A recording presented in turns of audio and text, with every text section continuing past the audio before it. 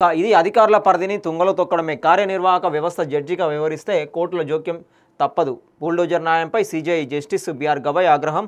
చట్టపర ప్రక్రియ పాటించకుండా ఇండ్ల కూల్చివేత తగదని స్పష్టీకరణ. యూరియా కొరత సీఎం లాపతాట. రాజకీయాలు తప్ప రైతుల గోడు పట్టదా? సమస్య పరిష్కరించే ఆలోచన చేయరా? ఒక్కసారి కూడా సమీక్ష చేయని రేవంత్ రెడ్డి.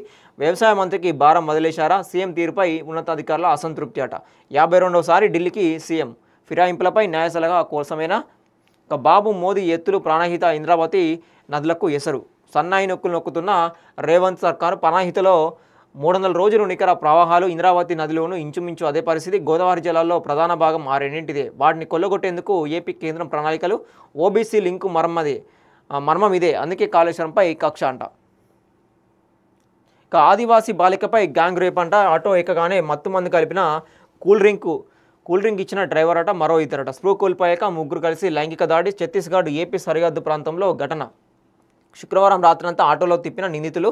భద్రాద్రి కొత్తగూడెం జిల్లాలో ఆలస్యంగా వెలుగులోకి అంట. వచ్చేది బై ఎలక్షన్ కాదు, కాంగ్రెస్కు బై ఎలక్షన్ అట. దమ్ముంటే రాజీనామా చేసి ఎన్నికల్లో గెలవాలి. ఫిరాయింపు ఎమ్మెల్యేలకు కేటీఆర్ సవాలంట. ప్రజల కోసం కాదు, స్వలాభం కోసమే ఆ ఎమ్మెల్యేలు కాంగ్రెస్కు వెళ్ళిండ్రు. ఓట్లేసి గెలిపించిన వాళ్లకు వెన్నుపోటు. 20 నెలల్లో రేవంత్ రెడ్డి చేసిందేమిటో ప్రజలకు చెప్పి ఉప ఎన్నికలకు వెళ్ళాలట. పార్టీ మారిన ఎమ్మెల్యేలో సుప్రీంకోర్టు తీర్పుతో ఓటమి భయం పట్టుకున్నదట. BRS working president KTR. ఎవరి చేతికి మీ ఆయుధం? బీసీలకు పార్టీ పరంగా రిజర్వేషన్లు అంటే బీహార్ ఎన్నికల ముందు బీజేపీకి ఆయుధం ఇవ్వడమే. ఇంతకాలం మనం తనలాడింది ఇందుకోసమేనా? తెలంగాణలో ప్రతిపక్షాలు ఊరుకుంటాయా?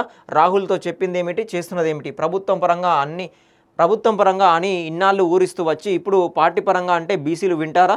రేవంత్ రెడ్డిని కడిగి పారేసిన కాంగ్రెస్ బీసీ నేతలు. పీఏసీ భేటీలో 2గా చీలిన నాయకులంట.